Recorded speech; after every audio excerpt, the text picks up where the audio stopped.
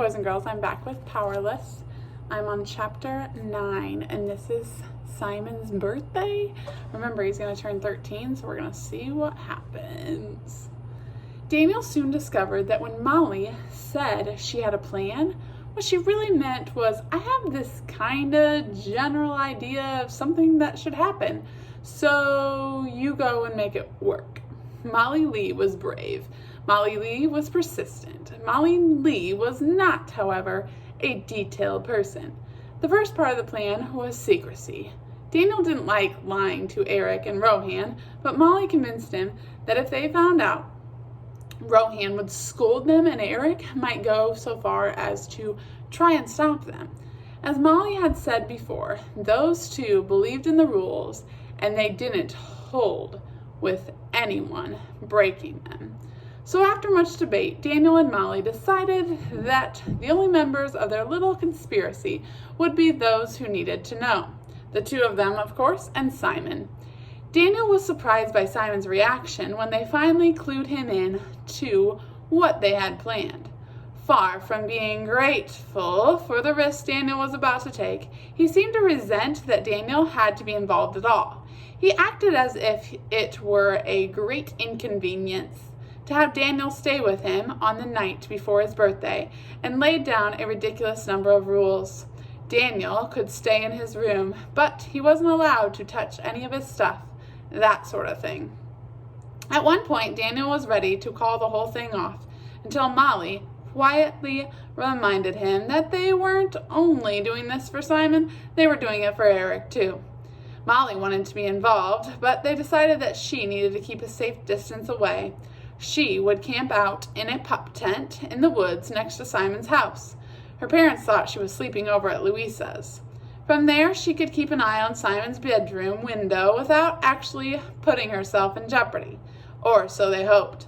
Daniel argued for Molly to stay at her own house, far away from any risk, but Molly stubbornly refused. The pup tent was the best compromise they could come up with. As for Daniel, he was left with the near impossible task of packing. On the afternoon before Simon's 13th birthday, Daniel stood in his room, staring at a pile of junk that he'd spread out over his bed. After all, what do you pack for guarding a superpowered kid? He decided that overkill was his best bet. 1 flashlight, extra batteries, a 2-liter bottle of soda to help him stay awake, a book of Holmes stories to help pass the time if nothing happened, a whistle to call for help if something did happen, a bag of beef jerky, a compass, some rope, an instant camera, his magnifying glass, and an extra pair of underwear, just in case. I thought you were going to a sleepover. Where's your friend live? The bottom of a well? Daniel was startled by a thin voice from over his shoulder. When he turned around, he was surprised to see Graham standing in the attic doorway. Graham, aren't you supposed to be in bed? Oh, psh, she said, making a face. I'm tired of looking at the same 4 walls all day long. Need to get my blood moving. But Daniel could hear the exhaustion in her voice, the crackle in her lungs that sounded like paper, and he noticed the way she leaned into the door frame for support. The simple trip up the stairs had taken every bit of extra strength she had. He quickly brushed his pile of junk aside and made a space for her on his bed. Here, Graham, sit down. Well, don't mind if I do, just while I catch my breath. She sat down heavily on the edge of the bed. It was a slow process, carefully and deliberate. These days are also moved like that, as if it were made of glass in a house full of hard edges. When she'd settled, she gave a satisfied thump of her cane and gestured toward the gear strewn all over Daniel's bed. So, if this what kids do for fun these days, she fingered the coil of rope suspiciously, planning to tie someone up and force feed them beef jerky and soda all night long? Daniel smiled, but he could feel a tight ball of guilt winding up in his stomach. He didn't like having to lie to her, not to Graham. It's just stuff, he said. We were thinking about camping out in Simon's yard. Graham's eyes narrowed as she mulled this over. Well, you be careful then. There's a whole lot of forest around here, and you wouldn't be the first child to be carried off in the middle of the night by rabid raccoons. They grow big in these parts, you know. Daniel laughed. I'll be extra careful. By the way, I hear you met little Molly Lee from across the street. Such a sweetheart, a real cutie too, don't you think? At the mention of Molly, the ball in Daniel's stomach did a small, unexpected flip. Why was Graham smiling? She's okay, he said quickly. For a girl, I mean. She's fun to hang out with. Actually, she's more like a boy in a lot of ways. Why was it so stuffy in here? Well, continued Graham, I remember when she was just a chubby little thing in pigtails and frilly dresses. Poor girl's mother tried for years to dress her like one of those porcelain dolls, but it never looked right on Molly. She dirtied up more beautiful dresses. Eventually, her parents must have given up. Daniel smiled at the thought of Molly wearing a frilly anything. Can't say I blame him, she said. When Molly gets her mind set on something, that's the end of it. You don't say. And what's she got her mind set on these days? Another stomach jump. Just what was Grandma getting at? Nothing, I mean, she's always on about something or other, but it's never a big deal. Girl stuff, you know? Graham nodded and rested her chin on her hands as she twirled her cane around her fingers. Her bent shape was silhouetted against the attic window, and just over her shoulder, Daniel could see the sun drooping low over the trees. In the pink evening glow, she looked as she had before the cancer, rosy and full of health. I'm glad that you're making friends, Daniel. I know that coming here couldn't have been easy on you. A new town, a new school. There's a lot of grown-up stuff going on here with me being sick and all, but I don't want you to forget about being a kid, at least for a little while longer. Daniel nodded. This was my room when I was little, she continued, her gaze far away. Did you know that? Oh, sure, this house has been around a long, long time, much longer than this old lady. I remember staring out that window at Mount Noble for what must have been hours at a time. I'd stare at the clouds and the sky and the stars at night. You know, as you get older, the gray matter starts to fail on you and your memories get all fuzzy. They disappear into mist. I don't remember much from my childhood, but I do remember staring out that window and dreaming. I bet I had wonderful dreams. She reached over and pinched Daniel on the arm. Her eyes looked a little moist, but Daniel couldn't be sure in the fading light. Don't grow up too fast, Daniel. No matter what else happens, promise me that. I promise, Graham, he said. I promise. And he meant it. Later that night, Daniel was forced to sit through an awkward dinner with Simon's family. He basically had to pretend that he and Simon were best buddies, which was nearly impossible to do when Simon was actually around. Throughout the meal, Simon took advantage of every opportunity to make a joke at Daniel's expense. Daniel had never been a fan of pork chops, and when he didn't clean his plate, Simon laughingly accused him of watching his figure for Molly. Daniel wanted to tell Simon to shut his fat little face, but since he was sitting at Simon's dinner table, he was forced to grin and bear it. After dinner, the two boys were excused from the table and spent the rest of the evening in Simon's room. Simon was a speed freak, which Daniel thought was ironic, considering that he was even slower runner than Daniel. His only power seemed to be creating those little electric wisps, and he had decorated his room with NASCAR posters and plastic models of sports cars. There were no books to be found, but plenty of video games, most of which involved racing. Just looking at his room, Daniel was reminded of how little the two of them had in common. They were two members of the same secret club who otherwise wouldn't give each other the time of day. Still, for one night at least, they were stuck with each other. Simon sat at the foot of his bed and untangled a video game controller from a mass of wires. He started playing some kind of vehicle demolition game, one in which his car seemed to earn points by repeatedly smashing into an ice cream truck. Daniel watched him play in silence for a few minutes. That your high score? Daniel finally asked, trying to pass the time. Yeah, grunted Simon. So what's the point of the game? Is there some kind of goal, or is it just about wrecking things, or I'm just beating on Mr. Crazy Cream's truck to get enough power-ups to get to the next level, and you're not helping any by talking at me. Well, sorry, but what am I supposed to do all night while you play your game? Not my problem. That was it. Daniel was tired of Simon's smug attitude. If he didn't care about what happened, why should Daniel? They would find some other way to help Eric. You know what? Forget it. Just forget the whole thing. I'm going home. Who cares? You're not here to help me anyway. It's Eric you're all worried about. Daniel felt a twinge of guilt. He probably should have seen it coming, but the truth was that he had never really considered Simon's feelings about all this. That's not true, said Daniel. Molly is worried about everybody, even you. And what about you? Who are you doing this for? Daniel hesitated for a second before finally caving. Fine, I'm doing this for Eric and for Molly, but it's not like you've ever even been nice to me. You're pretty much a jerk to everyone. Simon threw his game controller to the ground. That's because you're all such a bunch of losers. With that, Daniel picked up his backpack and headed for the door. This kid was unbelievable. Happy birthday, he said, without turning around. Daniel was just opening the door when a sound caught his attention, a sound he recognized, but just couldn't believe he was hearing. Not from Simon, anyway. He turned and watched as Simon wiped his nose on his sleeve. His face was red and wet with tears. He wasn't just crying, he was bawling. Being scared stinks, he managed between sobs. Yeah, answered Daniel. Yeah, it really does. Daniel stood on the threshold for a moment or two, then slowly shut the door again.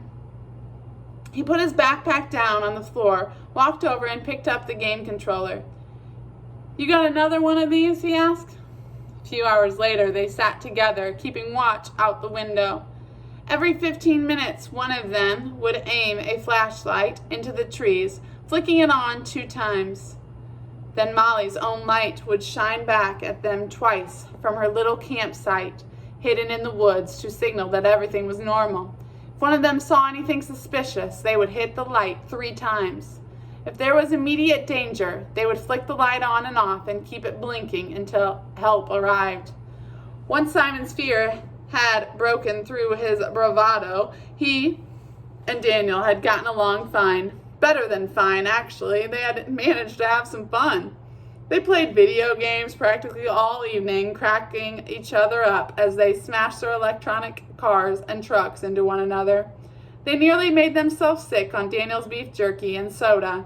Turned out that Simon was a master burper, and with the aid of a little carbonation, could burp his way through the alphabet.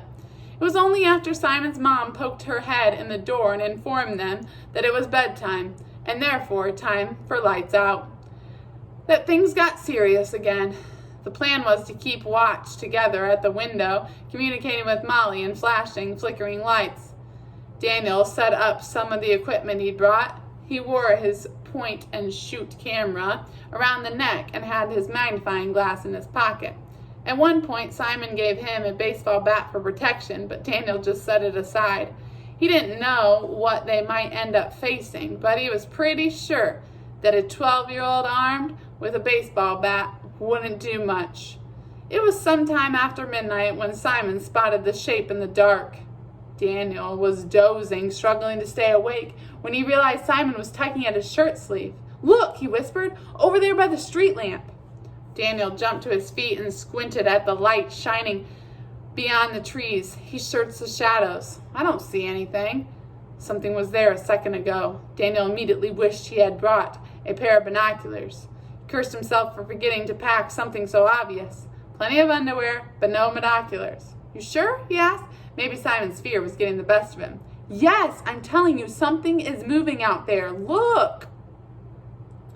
Then Daniel saw it, 2 little specks of light moving through the darkness along the tree line. They were close together, reflecting an ambient glow like a cat's eyes, but they were too high off the ground to belong to a cat. Whatever those eyes belonged to, it wasn't headed for Simon's house. It was moving away into the trees. "It's headed for Molly," whispered Simon. Daniel grabbed the flashlight and flicked the on and off button 3 times. He waited, no response.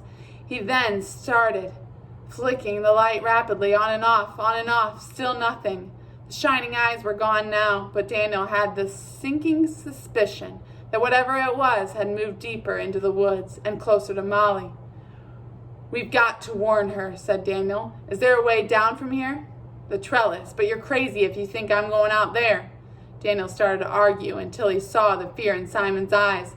The poor kid had been dreading this night for so long that now it was here he was petrified, nearly paralyzed with fear. "All right, you stay here. If you see anything else, you hit the flashlight." Then, against his better judgment, he swung his body out the window and slipped his feet and hands into the rails of the trellis. He had just started his descent when he heard Simon hiss at him.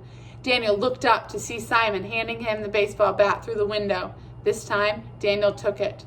The grass was wet with dew, and Daniel nearly slipped on his behind running across the yard.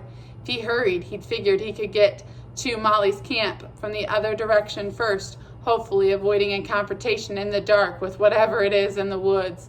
As he snuck along the trees, he wondered at the ridiculousness of his situation. In a town full of child superheroes, what was he trying to do? Save the day? "I'm a moron," he almost said aloud.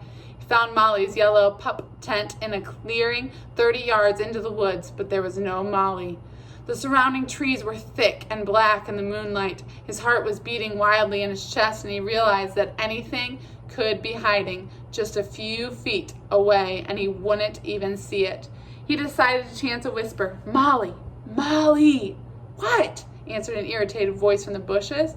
He spun around to see Molly Lee trudging out of the bush, looking thoroughly peeved. "What are you doing down here?" she asked. "Me? What? Where were you?" "We shone the light, but there was no answer." She scowled at him. "I had to go, okay?" "Go? Go where?" "Just go." Molly's face was red and she sighed. "I had to go." "Oh," he said, feeling awkward. "What are you doing?" Molly was cut off by the sound of something crashing through the bushes. It was moving fast, no longer bothering with secrecy, and it was coming straight for them. "Is that Simon?" she asked, turning toward the sound. With no time to explain, and for reasons unknown even to him, Daniel found himself pushing Molly behind him and stepping in front of whatever was about to appear. He bandaged his bat high and shouted, "Molly, fly!" But it was too late. He barely had time to get the words out before something slammed into him, knocking him off his feet with a loud whoomp. There was a mass of flailing arms and legs, and something sticky was clinging to his face. A voice was shouting, "Get it off! Get it off!" But it didn't sound like his. "Daniel, what are you doing? Let go of him!" "Huh?" Daniel sputtered as he got his first good look at his opponent. Hi?" said Rohan under him. He was dirty and sweaty, but it was definitely Rohan. He was clawing at the spider web that clung to his face. The light from Daniel's flashlight reflected off Rohan's now crooked glasses in the dark. The light reflected off his glasses in the dark like two cats moving through the trees. "Aw, man," said Daniel. "It was you I saw from Simon's window." "Rohan, what are you doing out here?" said Molly, her hands on her hips. Then she turned on Daniel. "And what are you doing running around swinging a baseball bat? You're going to hurt someone." Daniel stood up and offered Rohan his hand. The two boys wiped the dirt and leaves from their hair and looked at Molly sheepishly. "Well?" she asked. "Thought he was a monster," said Daniel. "Uh-huh," said Molly.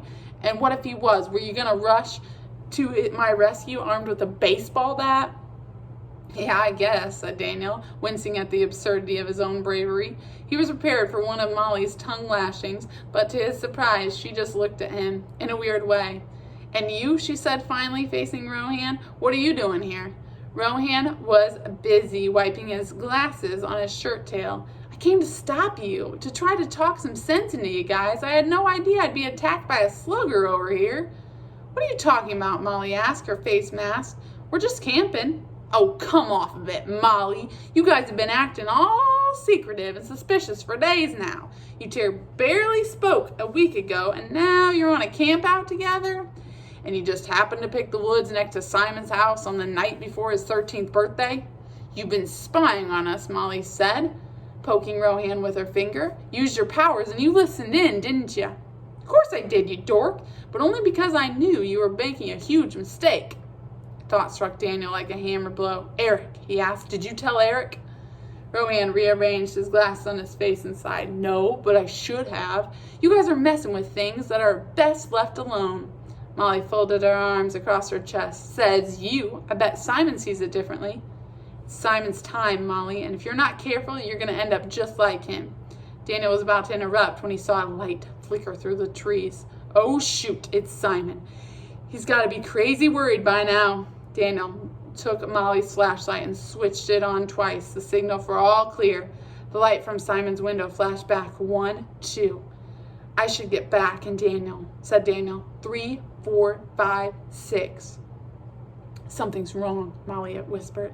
The light was flashing on and off desperately.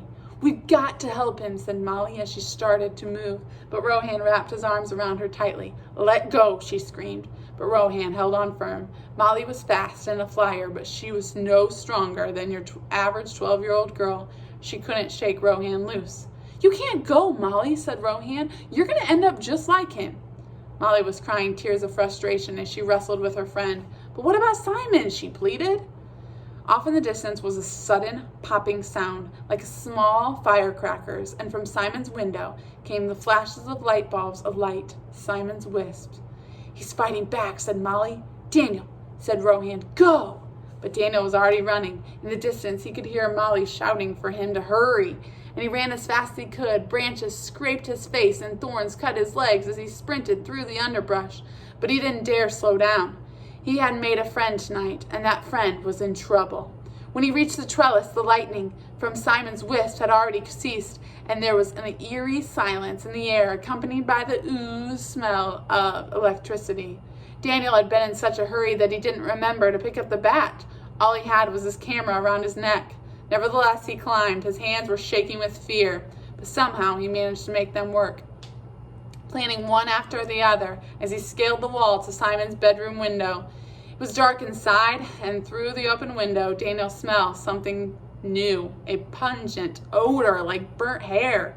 As he peered over the ledge, a blast of cold air hit him in the face, and he saw a hooded shape standing in the darkness.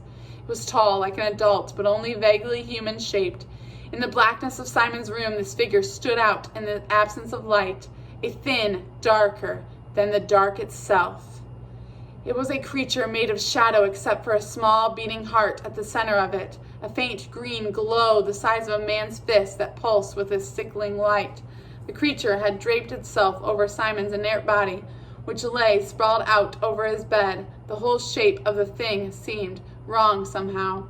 It might have been an effect of the darkness, a trick of the eyes, but the shadow itself seemed to undulate. It ripped like waves of water.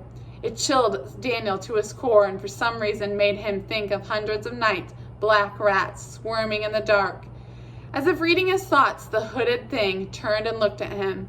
At least it appeared to be looking at him. In the dark, he couldn't make out any features, so he couldn't be sure that it really even had eyes. Daniel felt panic rising in his chest. He was alone and unarmed. The shape drifted a step closer, and as it did, the unnatural cold got worse. The frozen air seemed to emanate from the shadow itself. Daniel did the only thing he could think to do. He snapped a picture. The flash bulb exploded, and his eyes danced with spots, but for a second at least, the figure paused. It regarded him silently and seemed interested in the camera in his hands. Daniel started back down the trellis and had just taken his foot off the top rung when the shadow, sensing his retreat, rushed toward him. Daniel hit the camera button again. Flash, flash. The bright camera bulb was making Daniel almost totally blind now, and he prayed that the flashes were having the same effect on the shadowy figure. He moved his foot down, but missed the next rung. As he slid off the trellis, he reached out with his free hand, only to grab a fistful of air. For a split second, Daniel dared to hope that Eric would be there once more to catch him. But there was no miraculous rescue this time. The last thing he felt was his body hitting the wet grass and something breaking inside of him.